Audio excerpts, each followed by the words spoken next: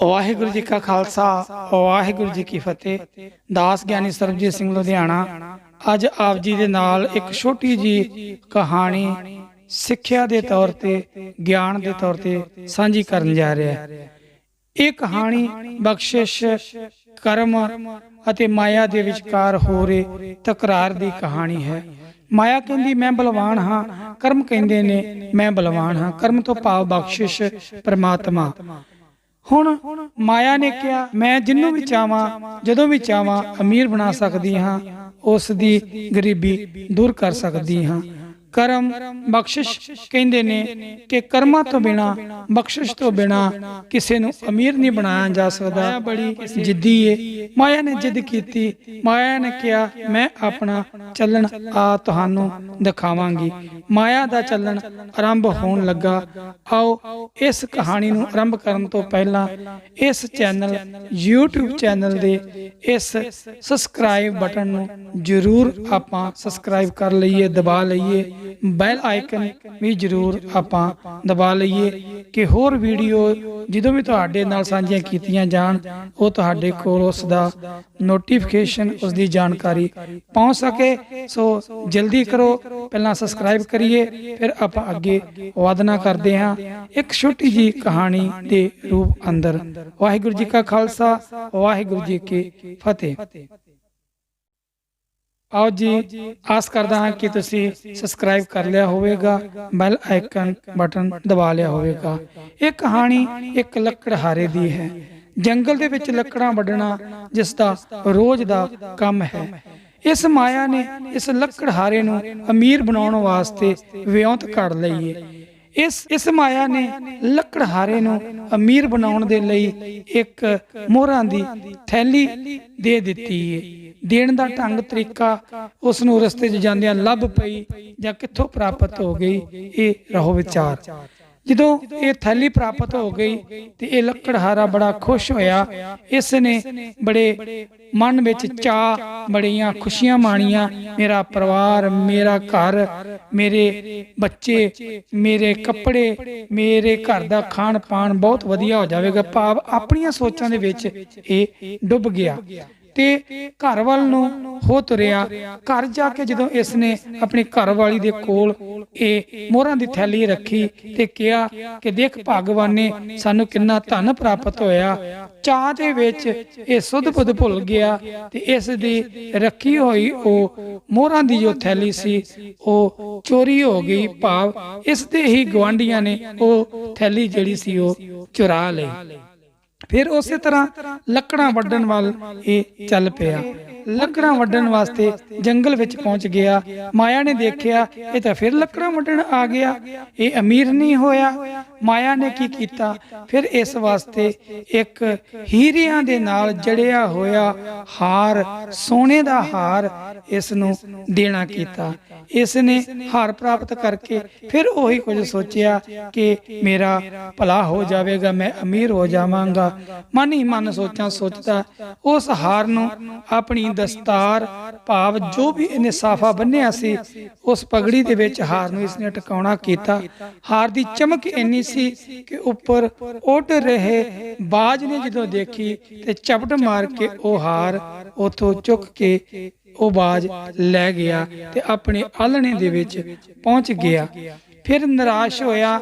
ਇਸ ਦੇ ਨਾਲ ਹੀ ਇਸ ਦੀ ਪਗੜੀ ਵੀ ਚਲੀ ਗਈ। ਭਾਵ ਪੱਤ ਵੀ ਉਸੇ ਹੀ ਹਾਰ ਦੇ ਨਾਲ, ਉਸੇ ਹੀ ਮਾਇਆ ਦੀ ਰਚੀ ਹੋਈ ਮਾਇਆ ਦੇ ਨਾਲ ਚਲੀ ਗਈ। फिर वापस उसे जंगल विच लकड़ां वढ़दा है। माया फिर यतन करदी है, एक हीरा, एक मोती इस नूं देना करदी है।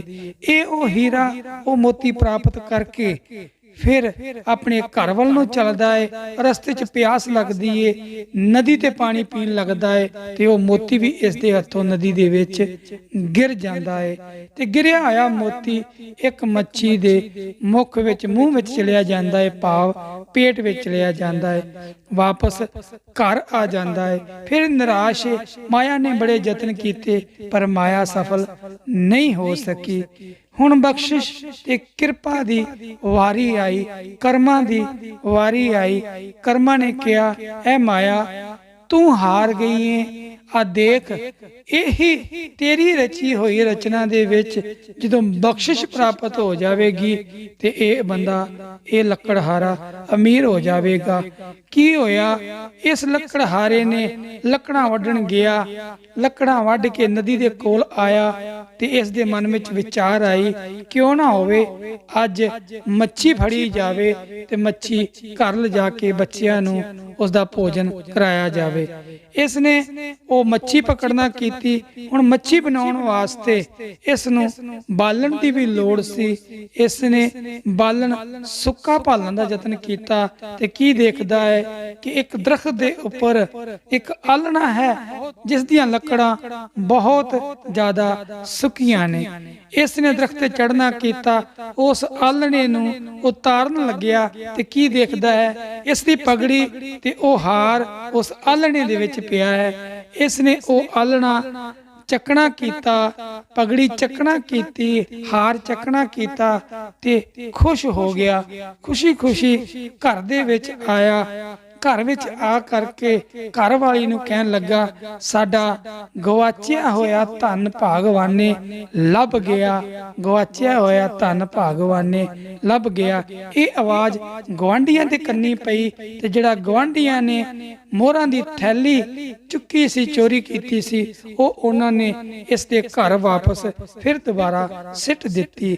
ਹੁਣ ਹਾਰ ਵੀ ਪ੍ਰਾਪਤ ਹੋ ਗਿਆ, ਹੁਣ ਉਹ ਮੋਹਰਾਂ ਦੀ ਥੈਲੀ ਵੀ ਪ੍ਰਾਪਤ ਹੋ ਗਈ, ਕਿਉਂਕਿ ਹੁਣ ਬਖਸ਼ਿਸ਼ ਤੇ ਕਿਰਪਾ ਕੰਮ ਕਰ ਰਹੀ ਹੈ, ਹੁਣ ਮਾਇਆ ਕੰਮ ਨਹੀਂ ਕਰ ਰਹੀ।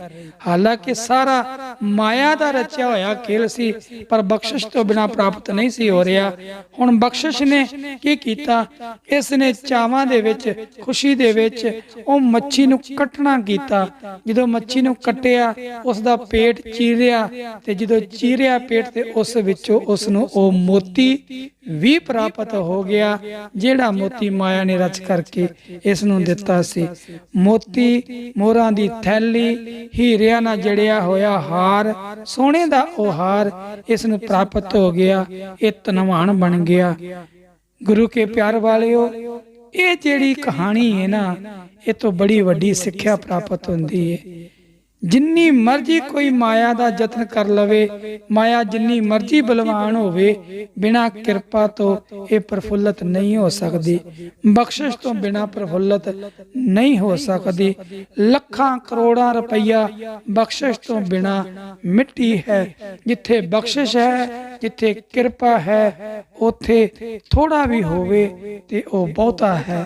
ਉੱਥੇ ਬਰਕਤ ਹੈ, ਉੱਥੇ ਸਹਿਜ ਹੈ, ਉੱਥੇ ਸੰਤੋਖ ਹੈ। ਸੋ ਯਤਨ ਕਰੀਏ, ਸਭ ਤੋਂ ਪਹਿਲਾਂ ਮਾਇਆ ਨਹੀਂ, ਮਿਆ ਭਾਵ ਕਿਰਪਾ, ਪ੍ਰਭੂ ਦੀ ਕਿਰਪਾ, ਪਰਮੇਸ਼ਰ ਪ੍ਰਮਾਤਮਾ ਦੀ ਬਖਸ਼ਿਸ਼ ਪ੍ਰਾਪਤ ਕਰਨ ਦਾ ਯਤਨ ਕਰੀਏ ਕਿ ਜਦੋਂ ਬਖਸ਼ਿਸ਼ ਪ੍ਰਾਪਤ ਹੋ ਗਈ, ਸਾਡੇ ਹੱਥ ਵਿੱਚ ਥੋੜਾ ਧਨ ਵੀ ਬਹੁਤਾ ਹੋ ਜਾਵੇਗਾ, ਥੋੜਾ ਧਨ ਵੀ ਬਹੁਤਾ ਹੋ ਜਾਵੇਗਾ। ਸੋ ਆਸ ਕਰਦਾ ਹਾਂ ਕਿ ਆਪ ਜੀ ਨੂੰ ਇਸ ਛੋਟੀ ਜੀ ਕਹਾਣੀ ਤੋਂ ਬਹੁਤ ਵੱਡੀ ਸਿੱਖਿਆ ਪ੍ਰਾਪਤ ਹੋਈ ਹੋਵੇਗੀ। ਬਖਸ਼ਿਸ਼ ਦੇ ਪਿੱਛੇ ਲੱਗੀਏ, ਕਿਰਪਾ ਦੇ ਪਿੱਛੇ ਲੱਗੀਏ, ਪਰਮਾਤਮਾ ਦੇ ਪਿੱਛੇ ਲੱਗੀਏ, ਮਾਇਆ ਦੇ ਪਿੱਛੇ ਨਾ ਲੱਗੀਏ। ਬਾਬਾ ਮਾਇਆ ਸਾਥ ਨਾ ਹੋਏ, ਇਨ ਮਾਇਆ ਜਗ ਮੋਹਿਆ ਵਿਰਲਾ ਬੁਝੈ ਕੋਏ। ਵਾਹਿਗੁਰੂ ਜੀ ਕਾ ਖਾਲਸਾ, ਵਾਹਿਗੁਰੂ ਜੀ ਕੀ ਫਤਿਹ।